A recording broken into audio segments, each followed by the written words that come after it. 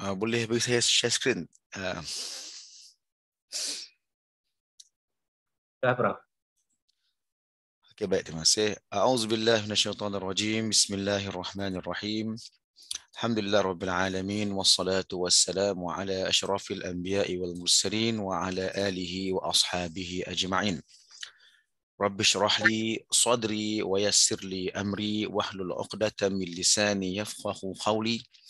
Rabbi yassir wa la tu'assir ya karim. Assalamualaikum warahmatullahi wabarakatuh. Waalaikumsalam. Waalaikumsalam warahmatullahi wabarakatuh. Alhamdulillah, terima kasih kepada Al-Fadhil Ustaz Luqman, juga Al-Fadhil Ustaz Fauzul, dan juga para santri, para pelajar, para dosen. InsyaAllah pada pagi ini kita akan meneruskan pengajian kita pada kaedah fiqh yang berkaitan dengan Islamic Finance ataupun kewangan Islam. Yang lepas kita melihat kaedah berkaitan menghukum sesuatu perkara itu dengan tepat perlu dimulakan dengan tasawur yang lengkap. Dan kemudiannya kita lihat satu contoh yang baru pada hari ini, iaitu berkaitan dengan isu zakat harta, isu zakat pada harta saham. Isu zakat pada harta saham. Okey, baik, kalau lihat nombor yang saya short screen tu ataupun saya screenshot tu, maaf, ataupun saya ambil gambar tu, nombor 6 ataupun nombor 7 itu pada isu determination of zakat shares requires a deep understanding of the nature. Okey. Kita sedia maklum zakat ini satu kewajipan. Dan apabila sesebuah ataupun satu entiti itu, syakhsul i'tibari itu, sama ada dia manusia ataupun syarikat yang memiliki satu pemilikan yang penuh, milkut tam ataupun fully ownership, maka dia wajib dikenakan zakat walaupun dia sebuah syarikat. Kalau di Malaysia tidak ada kewajipan tapi digalakkan. Syarikat itu digalakkan membayar zakat. Apatah lagi kalau syarikat itu milik orang Islam.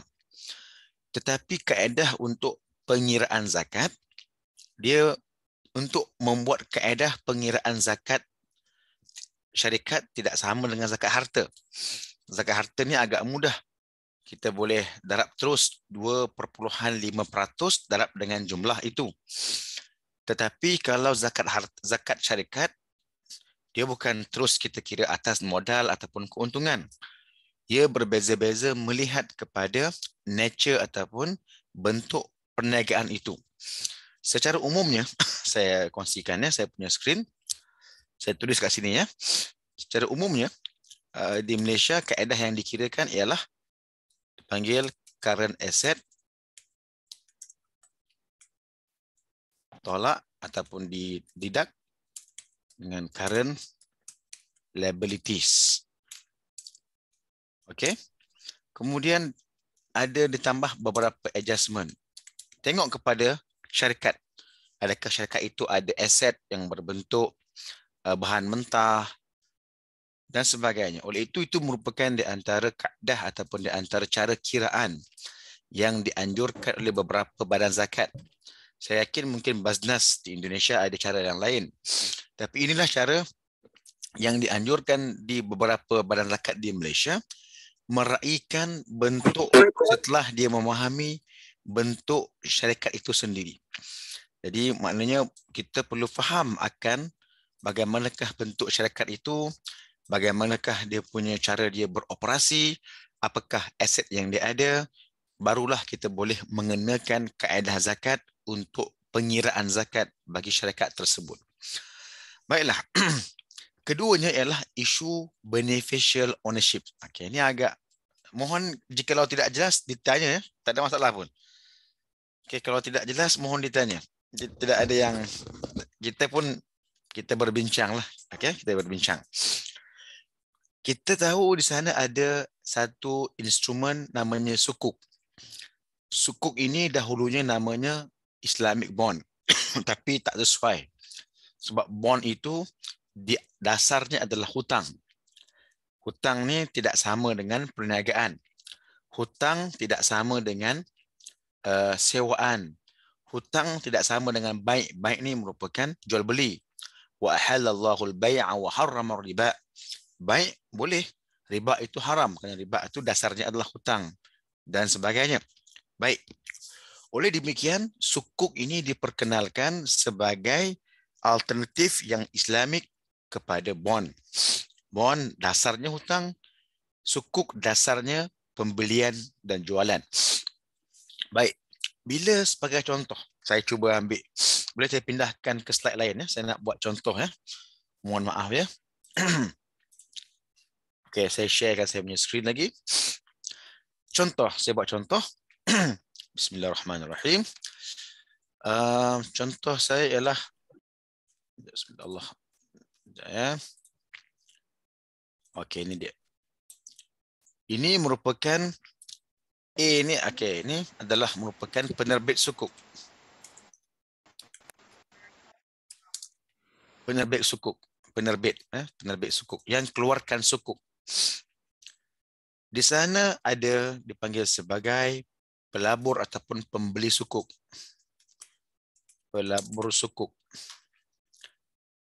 Dan di sana juga ada projek yang dilaburkan. Projek sukuk. Ataupun aset. Baik. Aset ini pada asalnya adalah dimiliki oleh penerbit sukuk secara biasanya.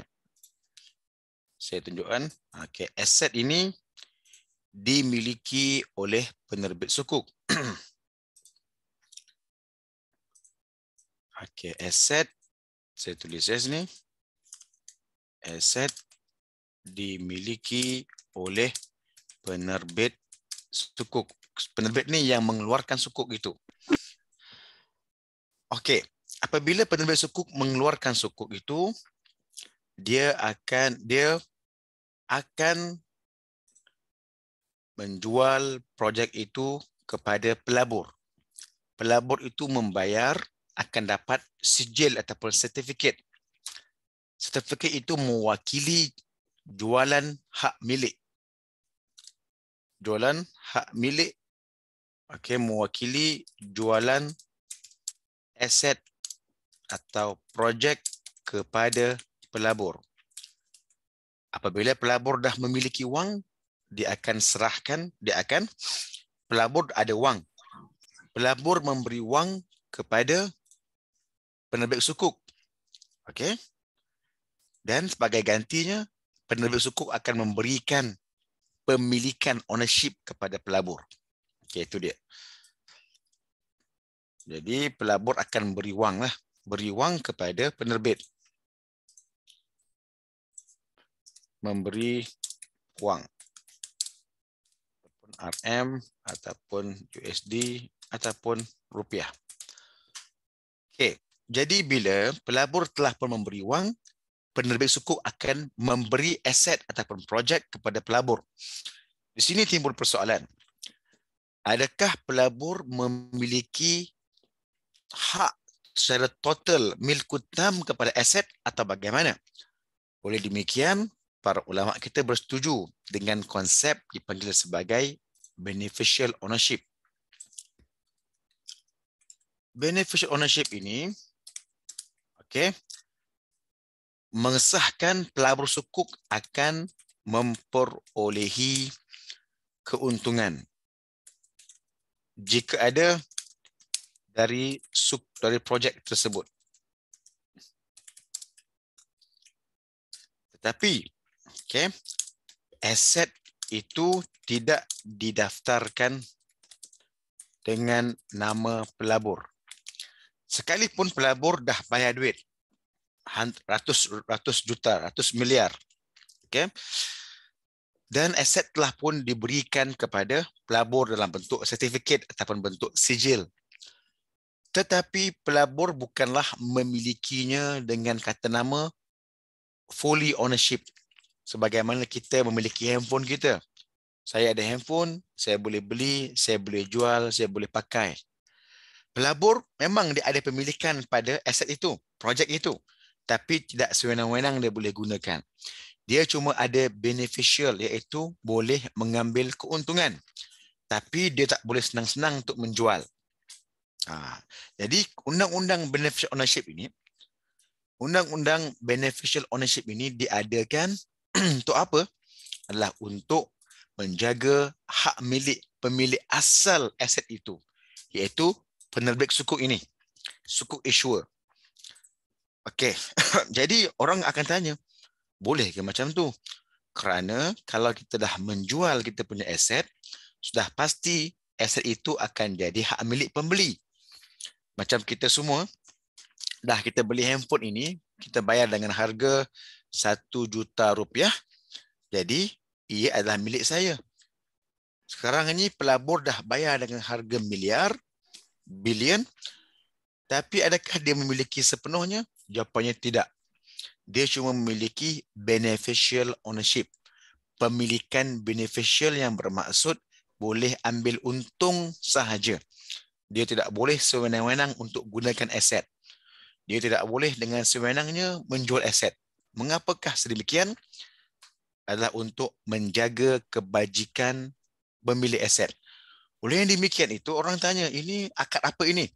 Akad ini diadakan untuk memahami konsep sukuk. Kita tak boleh melihat konsep ini pada kitab-kitab fiqh yang lama. Ada jualan, ada ijarah, tapi juga kita kena faham nature ataupun bentuk akad transaksi yang baru. Berkemungkinan dahulu mereka tak cerita, mereka tidak sebut bentuknya. Contohnya, kita pernah dengar satu bentuk transaksi dipanggil suftajah. Saya tuliskan dekat sini, suftajah. Suftajah ini, okey. Suftajah ini adalah satu akad yang diperkenalkan zaman dahulu lagi, okey, membolehkan siapa yang memegang surat tersebut ataupun sijil itu untuk mendapat tunai. Sebagai contoh, saya berada di Malaysia. Saya mendapat suftajah ataupun satu sijil, satu kertas.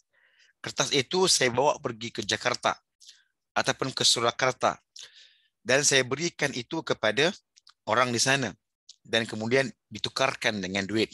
Itu dipanggil suftajah, macam juga dengan cek ataupun cek bank hari ini. Okey, benda itu benda baru tapi dibolehkan. Oleh yang demikian, inovasi di dalam kewangan ini adalah perkara biasa. Kalau kita baca kepada kitab Hasyiah Ibnu Abidin, satu kitab yang besar yang merupakan syarah Durrul Mukhtar kepada Raddul Mukhtar, syarah kepada Matan Tanwil Absar Imam Hasfaqi dalam mazhab Hanafi. Dalam buku itu, Ibnu Abidin menceritakan tentang bentuk insurans yang wujud di negara FRNG ataupun negara barat ketika itu. Maknanya orang Islam ataupun ulama dahulu pun telah melihat beberapa transaksi yang baru. Dan kita hari ini makin hari makin banyak transaksi baru. Orang syariah tidak boleh berlaku jumud. Oh, ni tak ada dalam kitab fiqh, kita tolak. Tak boleh. Kita kena melihat dengan detail setiap benda itu. Baik. Jadi dalam sukuk ini, kita peneraihkan bentuk beneficial ownership bagi memelihara pemilikan penerbit sukuk yang merupakan pemilik asal kepada aset tersebut. Okey. Jadi untuk faham benda ini, kita kena faham dia punya konteks, faham dia punya nature, behavior kepada produk tersebut. Okey, itu maksud daripada kaedah ini. Okey. Jika ada soalan, silakan. Kalau ada, takut saya laju ke kan. Saya cuba kasih yang paling senang lah. Okey, baik. Jika tidak ada, kita pergi pada yang seterusnya dipanggil kaedah Maxim 2 ataupun kaedah fiqh yang kedua. Bertajuk ataupun berbunyi al-aslu fil uqudi wasyuruti al-jawazu was-sihhatu. Asal di dalam akad dan syarat-syarat adalah harus dan juga sah. Secara originnya, sesuatu akad itu adalah sah dan harus. Dalam bahasa Melayu, harus ini boleh. Mungkin dalam bahasa Indonesia harus itu wajib. Bagi kami harus ini adalah boleh. Boleh diterima. Baiklah. Boleh diterima. Masya Allah. Okey, maaf ya. Saya batuk sikit. Okey. Jadi, dan juga dalam kita ada hadis mengatakan al-muslimuna 'inda syurutihim. Orang Islam ini apabila dia berakad, dia kena ikut dia punya syarat yang telah pun ditetapkan. Selagi mana ia tidak menghalalkan yang haram dan mengharamkan yang halal. Sebagai contoh, kalau saya membeli barang daripada Ustaz Luqman, saya kata, Pak Luqman, saya nak beli barang lah. Kata Pak Luqman kata apa? Boleh beli, tapi jangan pakai. Saya jual saya punya handphone, happy, handphone saya. Pak Luqman jual pada saya, tapi dia kata dengan syarat, Ustaz tak boleh pakai. Macam mana pula tu? Saya dah beli. Kalau saya dah beli, saya ada hak untuk menggunakan dia. Itu syarat tu syarat yang tidak boleh diterima. Sebab apa? Sebab ia tidak mengharuskan yang harus. Baik, oleh demikian dalam Islam, dalam syariah kita secara umumnya syarat dan akad itu boleh. Tapi cuma ada perincian kalau akad itu menghalalkan yang haram, menghalalkan gharar ataupun riba ataupun maisir, perjudian, maka tak boleh. So kita lihat apakah dia punya pengamalannya. Saya sharekan. Baik. Contoh bagaimana akad ini diamalkan dalam kewangan Islam. Nombor satu itu kita lihat dalam topik pembayaran hibah dalam takaful. Saya tidak pasti bagaimana konsep takaful di Indonesia. Di Malaysia, takaful ini wujud. Di mana praktis kami ialah dia macam insurans juga. Setiap peserta perlu bayar bulan-bulan. Kalau itu merupakan takaful family. Kalau dia takaful general, general ni maksudnya dia takaful berbentuk umum. General ni maknanya bayar setahun sekali dan dia habis. Tidak ada accumulation, tidak ada perkumpulan wang itu. Wang itu akan habis. Contohnya kebakaran. Contohnya kalau kita travel, kita bayar insurans. Naik flight, AirAsia ada insurans. Bayar dan habis. Contohnya kereta. Kereta ada insurans ataupun takaful. Kita bayar tahun ini, habis. Tapi kalau family, dia akan berbentuk bulan-bulan. Bayar, bayar dan bayar. Okey ya? Baik, saya nak tengok kalau ada soalan. Baik. Terima kasih. Boleh saya berhenti sekejap? Saya nak baca. Saya nak baca soalannya. Daripada Alif Amru Ramadan. Bertanya, tadi disampaikan sukuk adalah sertifikat kepemilikan aset. Tapi tidak pengelolaan aset. Tetap dipegang penerbit sukuk. Jika ada penurunan nilai aset atau kerugian operasional, siapa yang menanggung kerugian dalam sukuk? Soalan yang bagus. Ini teknikal ni. Ini teknikal. Amat teknikal. Baik. Betul. Dalam sukuk, maaf saya balik soalan. Saya berhenti sekejap, saya balik soalan. Takut nanti kita lupa soalan ni. Dalam sukuk ini, dia akan ada dipanggil sebagai lead arranger. Iaitu orang yang akan mengaturkan siapa yang akan kelola sukuk. Biasanya aset ini akan diwakilkan kembali kepada pemilik asal aset untuk dikelolakan. Dipanggil sebagai manager. Okey, kemudian andaiannya bagaimana pula kalau aset itu nanti jatuh harga dia ataupun tidak menguntungkan? Siapa yang tanggung? Secara teorinya akan ditanggung oleh pelabur. Secara teorinya akan ditanggung oleh pelabur. Teori macam sedemikian. Oleh itu ada sukuk yang dipanggil sukuk yang default. Sukuk yang mungkir. Dia gagal lah default. Dan itu berlaku di mana-mana tempat sekalipun. Itu risiko memang, semua itu risiko perniagaan. Bukan saja sukuk, buka kedai bakso pun antum ada risiko. Kedai bakso ke, kedai jual apa lagi?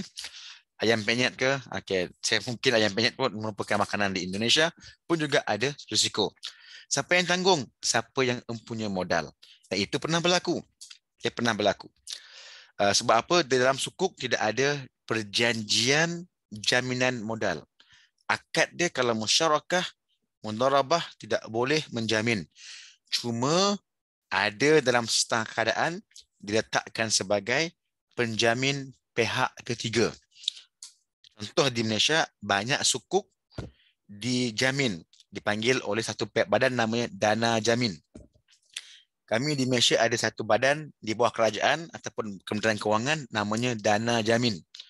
Dia akan menjamin sukuk. Tapi kena bayarlah, dipanggil Al-Kafalah Bil Ujrah. Okay, dia jamin tapi dia kena bayar dekat dia. Okay, itu bahas khilaf yang begitu panjang ya. Mudah-mudahan menjawab soalan Alif Amr Ramadan ya. Okey, baik. Kita sambung kembali kita punya topik kita ini. Jadi di Malaysia ini ada takaful dan ada bayaran bulan-bulan. Setiap bulan kena bayar, setiap bulan kena bayar. Namanya adalah hibah. Dalam insurans namanya premium.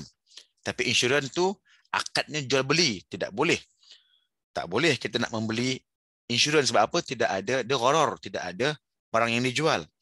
Barang pun barang yang berbentuk jikalau accident kami bayar. Jikalau itu benda yang gharar, tidak menentu, uncertainty. Oleh yang demikian, akad yang paling sesuai untuk takaful ialah hibah. Kerana hibah ini bukan merupakan akad pertukaran, dia adalah akad ihsan. Tetapi di Malaysia ataupun di negara mana lain pun, hibah ini ditetapkan. Sedangkan kita faham, hibah adalah merupakan pemberian dengan bona fide. Bona fide ni hati yang terbuka. Macam kita semua pergi ke masjid, kita beri donation, kita beri derma, kita berikan sedekah. Mana ada mazhab kata wajib sedekah paling kurang RM1 juta? Tidak ada. Dia buat tabung derma ikhlas. Okey, maknanya kita beri RM1 ke RM5 pun boleh. Itu yang namanya hibah ataupun hadiah ataupun sedekah. Tapi di dalam takaful dibuat undang-undang. Hibah wajib dibayar setiap bulan. Bolehkah kita mewajibkan bayar hibah? Itu isu dia. Tapi secara dasarnya adalah harus. Sebab apa? Itu merupakan perjanjian, condition in the contract. Selagi mana ia tidak melanggar nature ataupun sifat asas kontrak itu. Okey. Sifat asas dia ialah untuk menghimpunkan wang dan juga menolong mereka yang ditimpa kesusahan. Okey, baik. Pergi yang kedua. Nombor 2 ni, many Islamic finance ni antum boleh baca, saya ringkaskan. Poin ataupun bulat yang kedua tu sebelah kanan tu, penggabungan pelbagai akad di dalam satu kontrak. Okey, penggabungan pelbagai akad dalam satu kontrak. Sebagai contoh, ada dipanggil musyarakah mutanaqisah. Musyarakah mutanaqisah ini dalam bahasa Inggerisnya ialah diminishing partnership. Atau dalam bahasa mudahnya ialah perkongsian yang memperlihatkan kepunyaan pemilikan seorang itu akan berkurangan. Okey, saya buat contoh ya. Jadi kalau saya mohon maaf ya Pak Luqman, Pak Fauzul. Kalau dengan saya ni saya cuba terangkan. Saya tak baca terus, saya akan terang, berhenti, terang. Memang lambat habislah buku ni. Saya minta maaf lah, tapi yang penting kita ada kepahaman lah kan. Okey, baik. Bismillah. Macam ni. Buat satu contoh ya. Bismillahirrahmanirrahim. Okey, baik. Di sini, okey. Ini saya buat namanya, saya minta maaf ya kalau nama ni kena dekat dalam para pelajar ya. Saya minta maaf para santri. Ahmad. maaf. Namanya Ahmad. Yang kedua namanya Muhammad. Okey. Ahmad dan Muhammad ini dia membeli satu rumah. Ini rumah. Allah. Rumah. Maknanya Ahmad dan Muhammad berkongsi membeli rumah. Okey. Okey, beli rumah. Okey. Ahmad punya kepemilikan 50%. Muhammad punya pemilikan juga 50%. Okey. Jadi pemilikannya sama, wangnya sama. Tapi ada perjanjian di mana Ahmad akan membeli. Ahmad akan membeli 1% pemilikan Muhammad setiap bulan. Okay, setiap bulan. Dia beli, dia akan bayar. Setiap bulan, dia akan beli 1% daripada Muhammad. Oleh demikian, setelah habis 3 tahun, setiap bulan dia bayar. Setelah habis 3 tahun, apa yang berlaku? Okay, lepas 3 tahun, apa yang berlaku? Ahmad memiliki 78%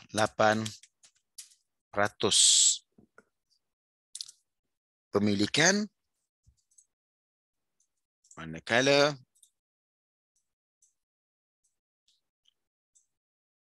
Muhammad hanya tinggal 22% sahaja. Okey. Okey, kita nampak ya, maknanya bulan demi bulan Ahmad dia beli daripada Muhammad pemilikan. Sehinggalah pada mungkin bulan yang ke 28 ataupun 29, Ahmad telah memiliki 78%. Manakala Muhammad pula kurang sebab dah jual kepada Ahmad 22%. Ini dipanggil musyarakah sebab mereka ni berkongsi milik rumah ini. Okey, tapi diminishing. Arti kata hari demi hari Muhammad ni makin kurang pemilikannya. Sehinggalah sampai tahap Ahmad memiliki 100%, Muhammad tiada pemilikan ataupun 0%. Okey, itu dipanggil diminishing partnership ataupun musyarakah mutanaqisah. Baik, kita balik pada contoh kita. Kita tengok contoh kita ini. Okey, tengok contoh kita ini bagaimana? Okey, itu adalah gabungan di antara musyarakah Ahmad dan Muhammad. Okey, saya patah balik. Ahmad dan Muhammad berkongsi membeli rumah. Itu musyarakah.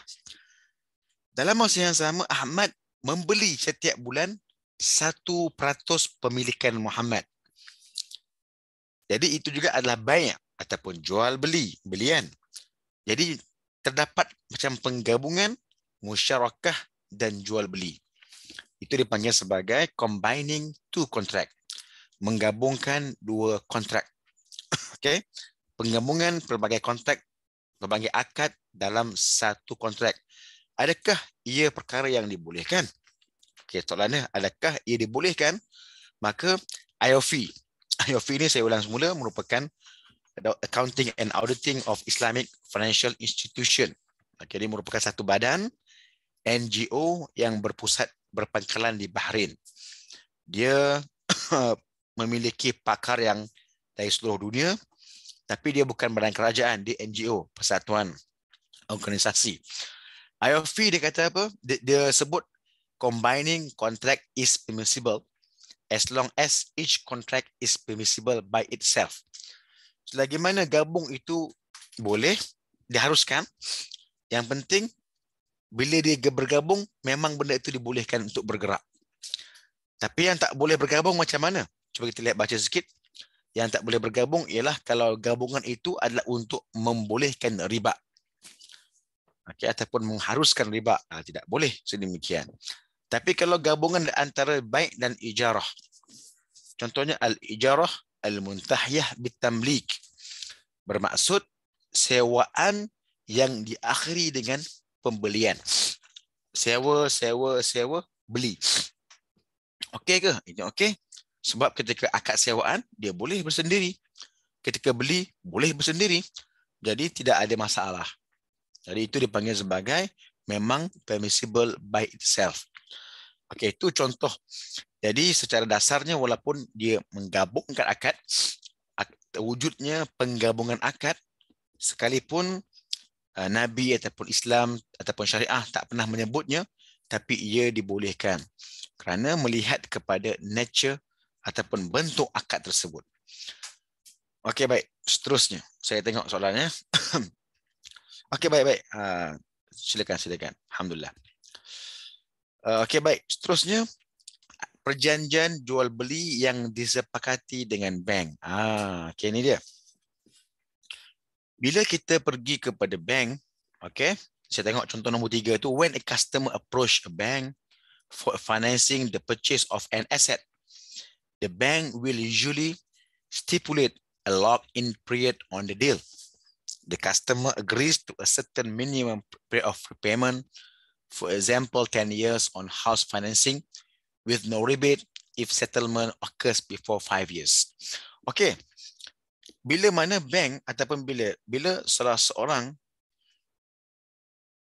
daripada kita pergi kepada bank kerana kita ingin membeli rumah, akan berlakulah akad musyarakah mutanaqisah mungkin. Jadi kita bayar dengan bank. So bank ada hak, bank boleh sahaja membuat beberapa perjanjian lain, contohnya tempoh bayaran ialah 10 tahun. Kalau di Malaysia ini, kalau beli kereta boleh sampai kepada 9 tahun. 9 tahun. Jadi tahun tersebut itu 9 tahun. Kalau rumah sampai kepada 25 tahun. Itu merupakan satu tenure ataupun masa yang ditentukan oleh bank itu sendiri. Bank yang tentukan sendiri. Jadi boleh ke bank tentukan kenapa 10 tahun? Kenapa 9 tahun? Kenapa tak jadi 11 tahun? Itu adalah merupakan perjanjian yang diharuskan di antara bank dan juga customer. Juga ia merupakan satu daripada undang-undang yang dikenakan oleh bank negara kepada bank komersial untuk dilaksanakan kepada pembeli ataupun pelanggan. Kenapa? Banyaklah sebab dia. Sebab yang banyak, tapi ia boleh. Itu bukan benda yang salah ataupun yang melanggar undang-undang. Tidak, boleh saja. Baiklah, kemudiannya yang seterusnya, al-aslu fil uqud wa syarat as-sihhatu wal jawaz. Itu kaedah dia. Secara originnya pada akad ini harus dan juga boleh. Tengok nombor 4. Nombor 4 IOFI has ruled that when an Islamic bank enters into a musyarakah agreement with a partner, it has the right to require the customer to provide security pledges to protect the bank in case the partner is negligent or violate the terms of agreement. Okey, jikalau ni macam contoh tadi tu. Sebentar ya. Okey. Contoh ini, bila Ahmad, kita bayangkan yang Muhammad ni adalah bank lah. Saya tak tukar. Saya tukar sekejap. Kita bayangkan Muhammad ni adalah bank. Bank Muamalat. Bank Muamalat di Indonesia lah. Bank Mandiri. Bank Syariah Mandiri ke apa ke. Ahmad dan Bank Muamalat atau Bank Syariah Mandiri membeli satu rumah dengan pemilikan Ahmad 50%, bank juga sama 50%. Kemudian bank Ahmad akan membeli daripada bank setiap bulan 1% daripada pemilikan bank muamalat. Yang mana hujung nanti Ahmad akan memiliki 100%, manakala bank muamalat tidak ada, zero ataupun kosong pemilikan dia. Itu benda yang baik bagi bank. Sebab bank boleh dapat keuntungan. Cuma, bank dalam tempoh itu, bank nak menjamin dia selamat ataupun dia secure itu selamat, dia kena kata kepada Ahmad, kamu kena jamin. Kamu kena menjamin yang kamu akan bayar. Kalau kamu lari, bank akan rugi. Oleh demikian, Ahmad akan menggadaikan, meletakkan sebagai gadaian pemilikan dia yang 50% ini. Yang saya kuningkan ni, Allah.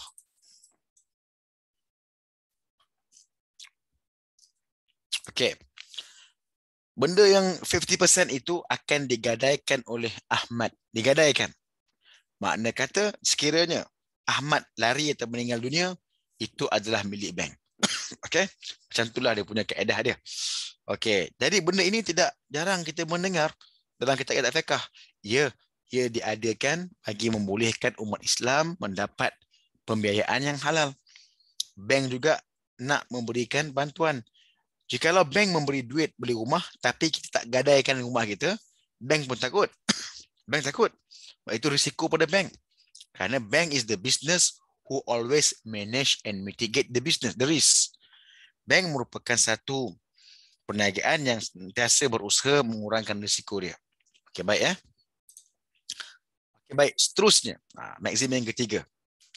Dipanggil al-aslu fi jami'il uqudi al-adlu. Secara asalnya, akad-akad ini dibina di atas keadilan. Mesti adil. Okey? Hukum tu satu hal lah. Kamu juga kena adil. Tak boleh kamu menzalimi ataupun menyusahkan mana-mana pihak, pembeli ataupun penjual. Okey. Sebagai contoh, ni contoh dia. Sebentar ya.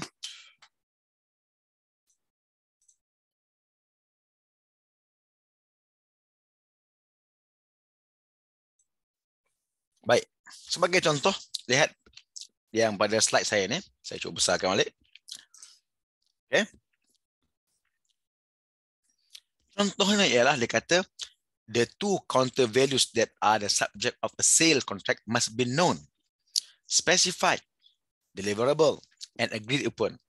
Otherwise, there will be no justice for the contracting parties. Ya, yang Islam mengatakan kita wajib mengelakkan dalam akad ni ialah gharar, riba dan maisir. Yang paling penting ialah gharar, iaitu gharar ni tidak jelas. Oleh demikian, bila kita beli barang, sekalipun barang yang simple, yang ringkas, kita perlu memberikan maklumat yang detail, yang tepat. Ini adalah nasi goreng, ini adalah bakso satu bekas, harga dia sekian-sekian rupiah. Itu dia. Okay. Apa ada dalam bekas tu? Kita tak cerita pun tak apa, dia boleh tengok. Tapi kalau kita beli komputer atau kita beli handphone sebagai contoh, antum kita semua membeli handphone.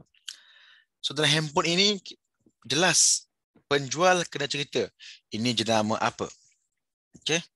Ini jenama apa. Ini apakah dia punya storage dia, size dia. Apakah dia punya OS ataupun operating system. Apakah dia punya macam-macam. Benda itu perlu dijelaskan supaya pembeli itu mendapat hak dia. Dan dia tahu apa yang dibayar. Okay, dia tahu apa yang dibayar, setimpal ataupun tidak. Itu dipanggil sebagai al-adlu, sebagai keadilan kepada pembeli. Dia dah bayar dengan harga yang mahal. Dia mesti tahu apakah wang yang diterima olehnya. Okay, itu merupakan al-adlu. Adil lah. Kamu bayar dan kamu tahu apa yang kamu beli. Baik. Contoh ya, saya tanyalah. Asyik saya cakap je, saya tanya kat siapa-siapa nak jawab, tak apa kak. Di Jepun ya, ada satu dia panggil sebagai dia punya akad lah, barang-barang yang dijual di Jepun itu ada nama lainnya ialah dipanggil magic box. Magic box. Magic box ni ialah di mana kedai-kedai itu dijual satu bekas. Dalam bekas itu macam-macam perkara. Ada buku, ada kasut. Tengok pada saiz lah. Lagi besar bekas tu, lagi besarlah dia barang. Tapi dipanggil magic box. Arti kata pembeli tidak boleh tahu apakah dalam benda itu. Ana, kalau contoh Ana pergi Jepun, nak beli, Ana tak tahu pun, saya tak tahu pun apakah kandungan magic box tu. Cuma saya bayar harga sahaja. Jadi saya itu boleh jadi horor. Apa? Saya bayar harga, tapi saya tak tahu apakah isinya. Tapi mungkin orang Jepun tak horor. Sebab dia tahu apa isi dia. Dia boleh agak. Dia pegang box tu, dia boleh kencang. Tahu. Ni gula-gula ni. Maaf. Ataupun, maaf ya. Ataupun tu mungkin merupakan buku. Jadi bagi orang Jepun, mereka bukan Islam, tidak apalah. Okay? Tidak ada kewajipan pun untuk horor ataupun sebagainya. Tapi untuk kita orang Islam, kita tahu itu adalah horor. Tidak sesuai untuk dilaksanakan. Okey. Juga dengan horor dalam jual beli. kita kena maklumkan kepada penjual dan pembeli apakah dia punya implikasi dia, apakah dia punya kualitinya dan lain-lain. Okey, baiklah. Seterusnya, tidak adil jika penyewa perlu membayar kos pemulihan yang major. Okey ya. Ini kita buat andaian. Kita buat andaian sebagai contoh ya, kita sebagai contoh di bawah akad ijarah dipanggil ataupun ijarah sumal bai', al-ijarah al-muntahiyah bitamlik. Pada awalnya penyewa itu akan sewa sampai bulan yang ke-100, bulan yang 101 barulah penyewa itu akan membayar dengan akad belian. Itu dipanggil al-ijarah al-muntahiyah bitamlik. Al-ijarah al-muntahiyah bitamlik. Mula-mulanya ijarah, mula-mula penyewa. Sampai daripada hujung tarikh dia, dia akan jadi pembeli pula. Membayar harga yang hampir sama untuk memiliki rumah itu. Okey, baik. Isunya sekarang ni ialah bila penyewa tinggal dalam rumah itu, siapa yang akan menanggung kos-kos pemulihan ataupun penyelenggaraan? Maintenance cost. Adakah pemilik asal ataupun penyewa? Secara asasnya yang perlu bayar kepada, yang perlu menanggung kos-kos pemeliharaan ataupun maintenance cost ialah siapa? Penyewa, pembeli ataupun pemilik. Anak saya ada rumah. Siapa nama sini? Saya agak ambil ya. Rima Milawati. Rima Milawati, maaf saya ambil nama. Rima Milawati sewa rumah daripada saya. Kalau ada kerosakan yang besar, ada bocor ke, lantai tercabut, kipas terbang, atau ada bocor, ada kerosakan, siapa yang kena bayar? Saya sebagai pemilik ataupun Rima? Sudah pasti saya. Sebab saya pemilik aset. Jadi benda-benda yang besar saya kena bayar. Okay? Melainkan kerosakan itu dibuat oleh penyewa. Bagi contoh, Rima menyewa rumah saya. Kemudian Rima telah pecahkan pintu. Wallahualam, mungkin terlanggar ke bagaimana, ke anak-anak main ke apa ke. Jadi rosak pintu tu. Ya, ketika itu Rima perlu bayar. Rima penyewa perlu tanggung kos-kos macam tu. Tetapi kalaulah benda besar, bocor paip, saluran elektrik, itu benda besar. Benda itu tidak sesuai untuk diletakkan kewajipannya ke atas penyewa. Sebab dia sewa je. Benda itu adilnya ialah pemilik aset yang perlu adil. Okay, itu dipanggil al-adlu. Al-aslu fil uqud wa syurut al-adlu. Okay, asal pada akad dan juga syarat ialah yang adil. Walaupun tidak ada sebarang ayat Quran ke ataupun hadis ke yang mengatakan sedemikian, tapi adil. Tapi adil. So kita kata benda tu benda dibolehkan. Okey, baik. Terus lagi ya, terus lagi. Sikit lagi. Lagi 6 minit kita buka kepada soal jawab sebelum kita habis insya-Allah. Ada sebentar ya.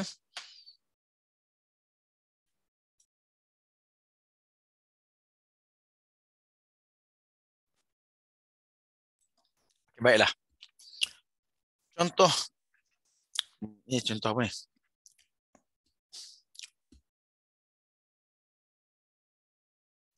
Okey, terbalik kat sini. Okey, contoh yang keempat ataupun maksim yang keempat. Kaedah yang keempat dipanggil al-aslu fil uqudi ridal muta'aqidain wa mujibuha ma aujabahu ala anfusihima bitta'aqud. Asal di dalam akad ini ialah redha di antara kedua-dua yang berakad. Ya ayyuhalladzina amanu la ta'kul amwalakum bainakum bil batil illa an takuna tijaratan an taradhim minkum. Allah kata apa? Buat perniagaan tu biarlah antaradhin. Kamu nak kan berniaga, kamu buat dengan keadaan pembeli penjual itu redha dengan apa yang dibelikan. Oleh itu ada akad ijab qabul. Akad ijab qabul ni adalah untuk mengekspresi redhanya pada harga barang itu. Redhanya pembeli pada barang tersebut. Itu dipanggil sebagai al-ahdaf ataupun matlamat daripada ijab dan qabul. Baik, apa maksudnya ni? ialah asal itu merupakan asal akad itu ialah redha orang yang berakad. Tadi tu yang takaful ataupun yang beli rumah semua tu mesti ada redha yang akad yang memberi duit dan akad yang menggunakan duit. Mesti ada redha. Redha tu benda yang baik ataupun benda yang wajib di dalam akad. Ya, akad.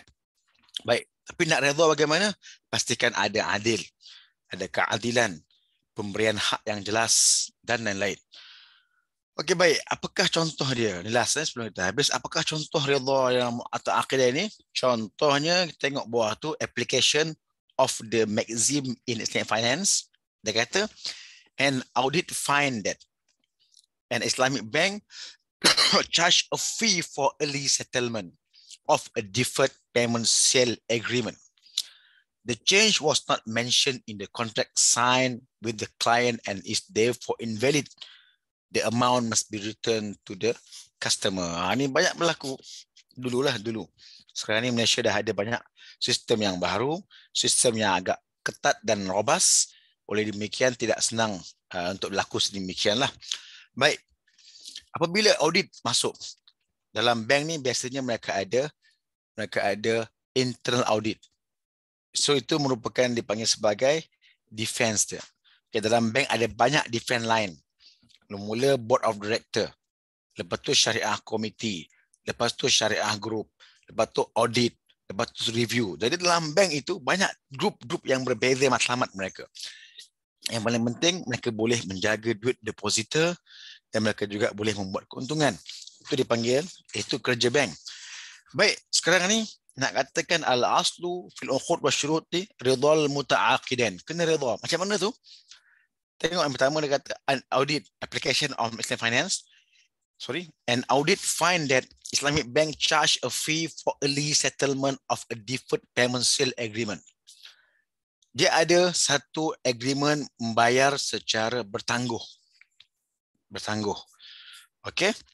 Bila bayar bertangguh ini, bayar setiap bulan sampailah bulan yang ke-10 atau tahun yang ke-10. Itu benda biasa. Okey. Tiba-tiba pembeli kereta ini dia boleh bayar penuh pada bulan yang ke-10. Dia tak perlu tunggu pun sampai 3-4 tahun ataupun 6 tahun ataupun 7 tahun. Dia cukup duit dia boleh bayar penuh. Kemudian bila dia bayar penuh sebab tu, bank pula charge dia. Sebab apa? You bayar penuh. Early settlement. Dalam konvensional ada sedemikian. Tapi dalam Islamik tak sesuai. Sebab akad dia akad jual beli. Akad jual beli ni sama ada dia bayar nilai yang sama ataupun tak boleh bayar yang charge. Tak boleh kita charge dia. Sebab dia dah bayar. Bila kita charge dia, dia tak redha. Jadi akad itu akan menjadi masalah sebab apa tidak mendapat redha daripada pembeli. Okey, itu benda yang penting perlu diperhatikan itu. Okey, jadi yang pentingnya adalah redha itu sendiri. Is proven that party A was forced to sell his land. Juga tidak boleh berlakunya sebarang transaksi yang melibatkan paksaan. Tak boleh. Okay, tak boleh sebab apa? Asal akad tu kena redha muta'aqidain. Redha dua yang berakad. Tetapi redha ni bukanlah boleh menghalalkan yang haram. Saya ada duit, saya beri Pak Lokman duit RM1,000. 1 juta rupiah. Bagi contoh. Pak Lokman pula bayar pada saya dengan harga 1.2 juta. Ada penambahan. Itu dipanggil sebagai apa? Boleh jadi riba. Okey, boleh jadi juga merupakan hibah. Tapi benda itu tidak sihat, tak bagus. Tapi kalau saya mewajibkan Pak Lokman kena bayar. Saya bagi pinjam 1 juta rupiah, bayar balik 1.2 juta. Itu tak boleh. Itu dah tak redha. Tak redha lah nanti. Bila tak redha nanti akan berlakulah panggil banyak konflik yang akan berlaku. Okey, jadi kaedah kita asal akad tu mestilah taradhi. Okay, tak boleh kita nak charge orang mahal. Okay, benda tu boleh merosakkan akad tersebut lah. Alright, baiklah. Last kali. Saya rasa kita dah hampir jam 10.50. Saya buka soalan. Kita berhenti sini dulu. Nanti kita akan tengok apakah dia slide seterusnya. Tak apalah, kemudian lah. Okay, jadi saya buka untuk sebarang soalan sebelum kita tamatkan kuliah kita. Kalau ada soalan, tak ada pun boleh tanya dekat chat room. InsyaAllah ta'ala. Baik, kita berhenti sini dulu. Pada maksim yang kelima, lil ajali qistum minas saman.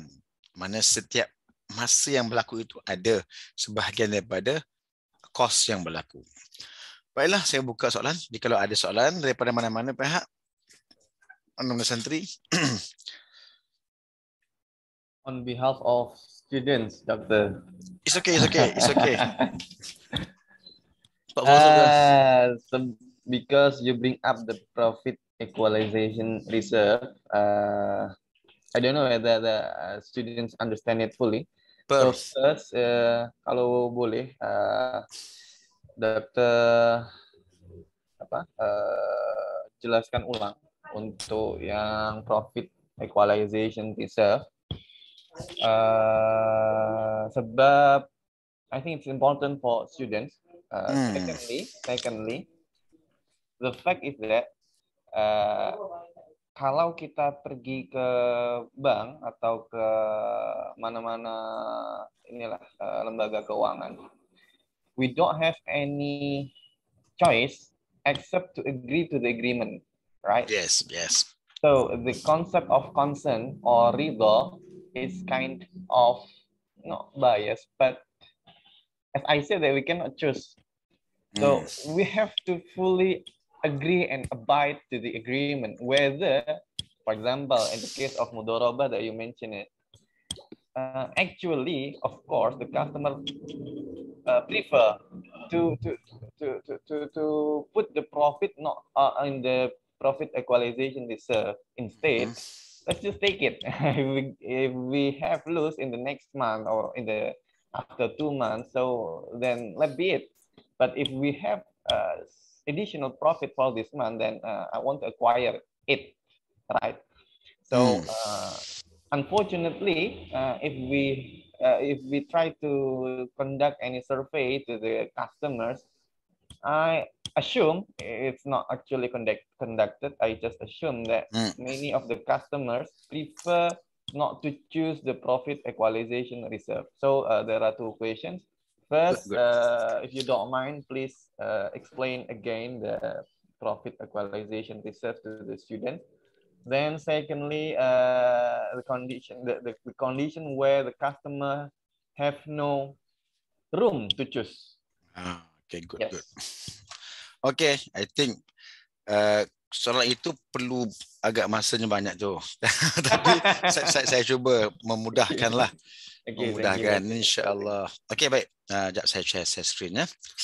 Pertama sekali dipanggil isu sebagai profit equalization reserve ataupun PER. Di Malaysia kita panggil PER. PER itu kalau di Malaysia kami telah pun diharamkan. Diharamkan ya. Malaysia telah pun diharamkan. Bukan haram lah, dinasihatkan untuk insaf. Bukan insaf. Tinggalkan. Kurangkan PER. Dulu betul. Tak nafikan, betul lah. This one is dulu ada. I just heard it from you because last time I was at Malaysia, it's still preferred by many financial institutions, right? Yes, this is the tool. PER. So I think there are several banks, they still have PER, but they try to reduce, cuba untuk mengurangkan dia punya PER. Okay, PER ni bagaimana? Baik, macam ni PER ni ya. Saya ceritakan. PER ni macam ni. Okay, ini adalah merupakan customer ataupun pelanggan bank ya. Pelanggan bank. Pelanggan bank diletak sebagai contoh sebagai USD ya, senang ya. USD 1,000. Di sini ada bank. Di sini ada bank. Bank terima 1,000. Cuma di sana bank ini dengan dia punya nisbah keuntungan nanti, kalau ada untung nanti nisbah dia ialah nisbah untung ialah dipanggil 5% customer, 95% ialah bank. Itu dia punya untung. Yes, di sini pun tidak ada pilihan ni. Betul kata, tak ada pilihan, kita kena ikut saja. Okey, kena buat redha lah. Buat redha. Sebab apa? Sebab customer yang pergi kepada bank. Okey. Baik, tak apa. Sekarang ini bila 1,000 pelanggan berikan kepada bank, bank terima 1,000 USD, ada setengah bank dia akan potong sampai 10%. Ada beberapa wang kena potong. Antara lain ialah 13 ataupun 11% dipanggil sebagai SRR. Iaitu dipanggil Statutory Reserve Requirement. Ini pada kerajaan. Ada kala-kalanya tak potong. Dan juga potong sampai 3% untuk diletakkan dalam apa? Dalam PER, Profit Equalization Reserve. Reserve penyamaan keuntungan. Duit ini patutnya 3%-nya dilaburkan sama supaya 100% wang pelanggan itu dilaburkan. Ternyata tak sedemikian. Ada yang disimpan. Per ni disimpan dalam reserve. Yang ini diberikan kepada central bank ataupun bank sentral. Okey, baik. Jadi banyak wang sebenarnya yang tak dilaburkan. Tapi itu semua adalah untuk apa? Untuk memastikan kalaulah contohnya tak untung ataupun untung sikit sangat. So reserve ni lah nanti yang akan digunakan, okey, untuk nanti reserve nanti akan digunakan untuk tambah untung ni. Mungkin nanti hujung-hujungnya customer dapat 93, dapat 3 sahaja. 3/5. Bank ambil penuh lah 95. Okey. Jadi apa yang berlaku? Makin nak cari lagi dua lagi akan diambil daripada per ni. Per ni dia akan jadi satu pool of asset yang dikumpulkan, dia akan gemuk, akan banyak. Okey. Di situ betul. Tapi di sini akan timbul satu pendapat dia kata kalau gitu kita kena concern, kita kena maklumkan kepada pelanggan. Betul, dia dah buat 1,000 USD, semua tu dilaburkan. Oleh demikian dalam kontrak itu, dalam akad itu, term and condition itu, ataupun dalam dia panggil PDS, Product Disclosure Statement. Okey, mesti jelas mengatakan 3% kami simpan di dalam Product Profit Equalization Reserve. Disimpankan. Dan diceritalah mengapa sedemikian. Jikalau pelanggan sign, itu adalah concern. Okey.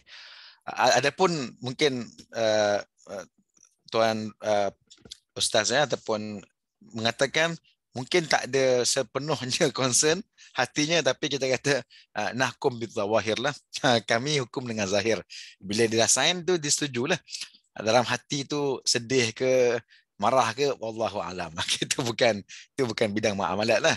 Itu mungkin lebih kepada psikologi. Jadi itulah bagaimana syariah itu menghukum sedemikian. Jadi itu mungkin sedikit penerangan tentang per. Dan memang asal dahulu di Malaysia kita amalkan per untuk akaun mudharabah. Okay, untuk akaun mudharabah ada per. Start tahun 2011 ataupun 2012 ataupun 11, Bank Negara Malaysia mengarahkan agar dikurangkan, dihapuskan, di-convert ke semua akaun per. Dipulangkan balik wang-wang pelanggan. Okay, saya sendiri terlibat dalam satu bank. Sehingga hari ini ada beberapa lagi akaun yang macam per tak selesai. Dan tidak senang kalau kita nak resolve, nak serahkan tak senang. Dia terkait dengan gadaian, memang agak complicated issue dia. Betul. Tapi secara praktisnya Malaysia sendirilah, saya rasa di peringkat IOP juga dah lama kita dah mengurangkan kebergantungan, bahkan boleh kata menegah menggunakan per melainkan pada tempat atau limitasi yang begitu terhad. Okey, itu di antara mungkin apa saya boleh kongsi untuk ujung-ujung ni. Okey. Tadi itu yang kedua tu berkaitan dengan, ya betul, tak nafikanlah. Bila pelanggan pergi kepada bank, dia tak nak pun benda tu. Dia nak beli kereta, nak beli rumah, tiba-tiba kena akad lain, akad baiklah, akad murabahah dan sebagainya. Tapi bila dia sign, then ending of the result, dia dapat apa yang dia nak. So kita kata al-amal bil khawatim. Mana benda tu ikut pada ending dia. Ending dia awak dapat apa? Saya dapat rumah, dapat kereta. So in the process ataupun proses tengah-tengah itu, kita anggap dia telah pun menunjukkan penerimaan lah. Okay? Walaupun dia tak kata saya tak setuju lah dengan murabahah ni, dengan sebagai ni tawarruk ke apa ke, tetapi bila dia dah sign dan dia dapat apa yang diingini, itu kita menganggap kesemua itu telah pun selesai dengan prosesnya. Tapi kena ikut dah dia punya sekuen ataupun dia punya ijraat ataupun prosedur. Kalau ada kesilapan tengah-tengah tu juga boleh berlaku, dia dipanggil sebagai non-syariah compliant ataupun perkara yang tidak patuh syariah. Itu nanti kita akan bincang kemudian. Bagus soalan tuan bapak ni. Ini hebat. Ni mesti dosen ni. Soalannya agak mencabar soalan ni. Okey, alhamdulillah saya rasa dah pukul 11 lah. Saya di pukul 10 di sana di Surakarta ya. Untuk setakat ni saya mungkin mohon undur diri, mohon kita berhenti. Jika ada soalan nanti kita akan sambung pada akan datang insya-Allah taala. Dan terima kasih atas perkongsian dan juga soalan. Wallahu a'lam. Wassalamualaikum warahmatullahi wabarakatuh. Waalaikumsalam.